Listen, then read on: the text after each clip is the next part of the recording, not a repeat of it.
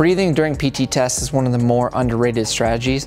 So it's not going to be a strategy that makes this huge difference and catapults your performance by 10 or even 20%, but it can be the difference between getting a few more reps on your push-ups and your sit-ups, maybe even an extra rep on your pull-ups.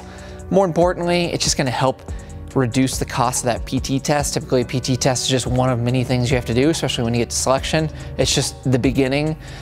So reducing the cost and just getting good at doing these, especially during beat down sessions, being able to continue to breathe is really important. So this specifically happens on push-ups. Just watch people take PT tests and you'll notice during the first 10, 15, maybe even 20 reps, they'll just crank them out really quick, oftentimes not breathing or barely breathing at all. And then all of a sudden they'll pause and they'll take a huge gasp in, and then they'll be breathing really deeply. This is like running your 1.5 miles and then holding your breath for the first 15 seconds. It's not gonna have a huge,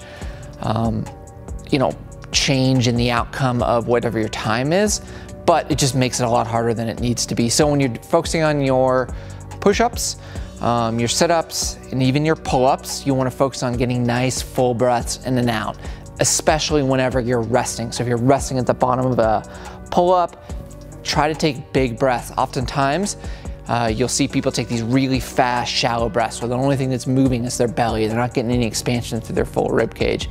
That just means you're getting really ineffective breaths because you're not moving much air.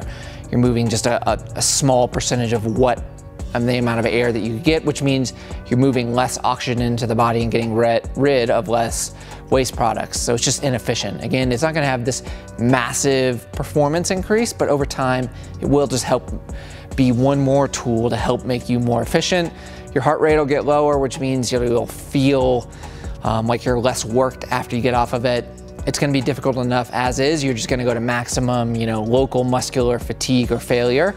But coordinating the breathing can just reduce the overall stress of the test itself. So again, focus on coordinating your breathing, especially during as many as possible reps during that initial block when you're just cranking out reps, whether it's pull-ups, sit-ups, or push-ups.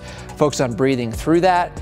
Once you're later into the test and you're more fatigued, focus on getting nice full breaths. We've covered this in some of our other tutorials, how to think about breathing on all of those movements. But again, full inhales and exhales throughout the test.